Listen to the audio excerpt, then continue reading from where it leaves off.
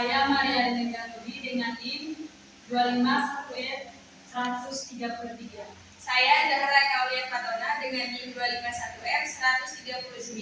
Saya Jessica Karnai dengan NIM 251F 1002. Saya Dea Suka Kristiantona dengan NIM 251F 100.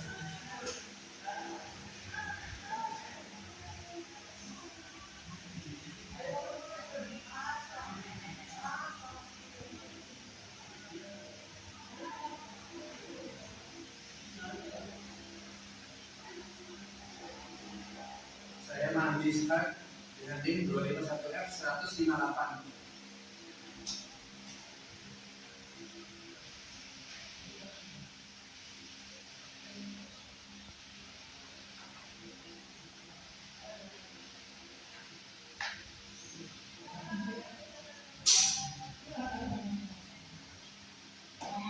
Instrumen hasil asesmen atau observasi. Yang pertama ada kemampuan dalam bidang kondisi objektif anak. Satu ada motorik anak.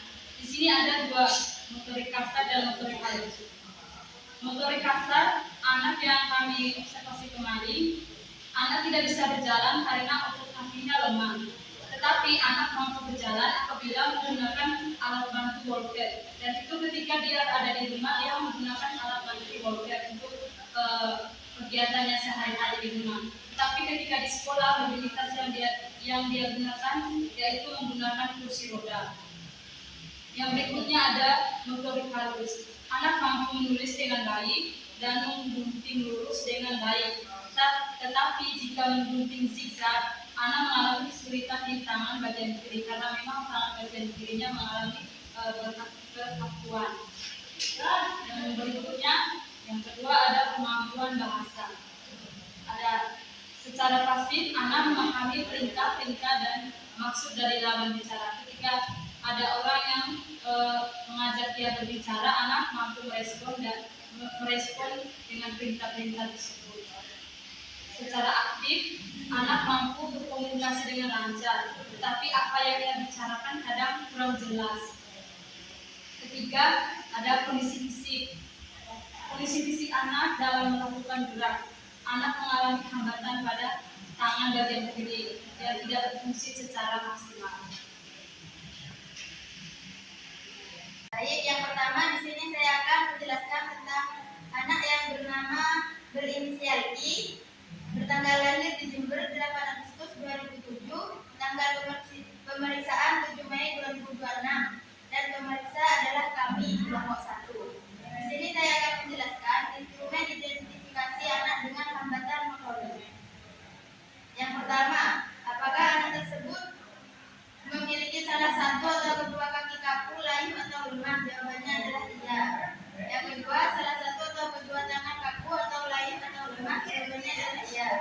Separuh anggota badan layu dan kaku? Tidak. Bagian badan atau tubuh bengkok? Ya. Adanya kekejangan otot yang hebat pada waktu anak takut atau marah? Tidak.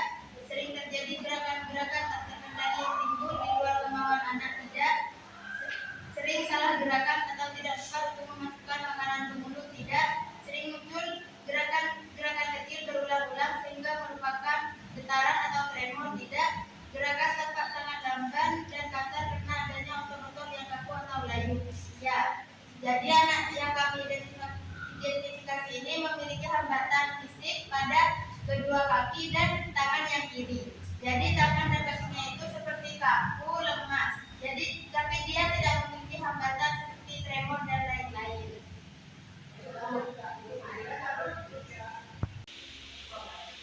5. Alat bantu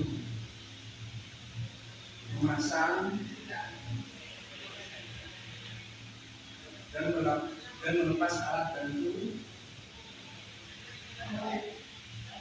mampu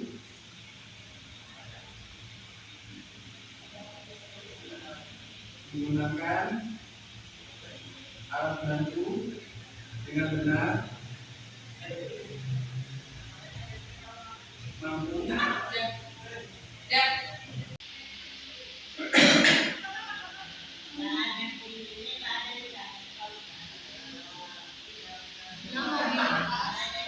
Berpindah tempat berdiri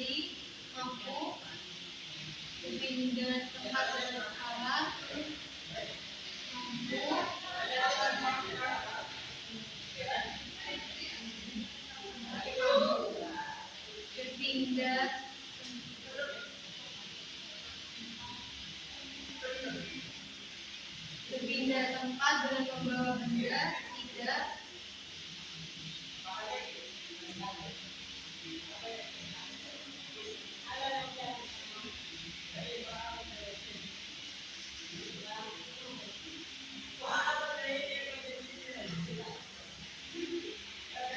Jatuh dan bangun sendiri, tidak.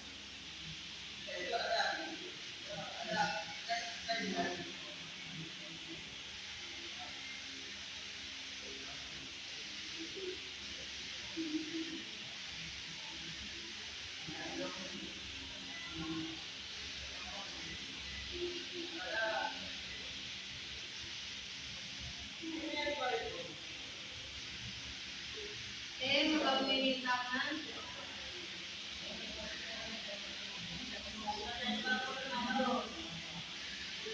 Untuk kegiatan sehari-hari anak mampu mengaji baju, tetapi tidak maksimal karena tangan bagian kirinya mengalami kesulitan. Anak mampu kegiatan toilet training, tetapi butuh pengawasan dari orang tua. Untuk makan dan minum, anak mampu. Selanjutnya, nomor 5, ketajaman sensoris dan persepsi. Pada audio, anak tidak mengalami gangguan, anak dapat membedakan bunyi atau suara. Untuk visual, dalam penglihatan, anak tidak mengalami gangguan. Jadi kesimpulan dari anak yang kita observasi ini, anak ini memiliki hambatan pada motoriknya pada bagian kedua kaki dan tangan yang kiri. Nah, dia itu sudah bisa banyak bisa melakukan kegiatan-kegiatan sehari-hari. Nah, karena di sana telah menyediakan terapi okupasi dan telah diterapi secara rutin. Jadi anak ini telah bisa dalam kemandiriannya. Sekian dari kami. Kurang lebihnya mohon maaf. Wassalamualaikum warahmatullahi wabarakatuh.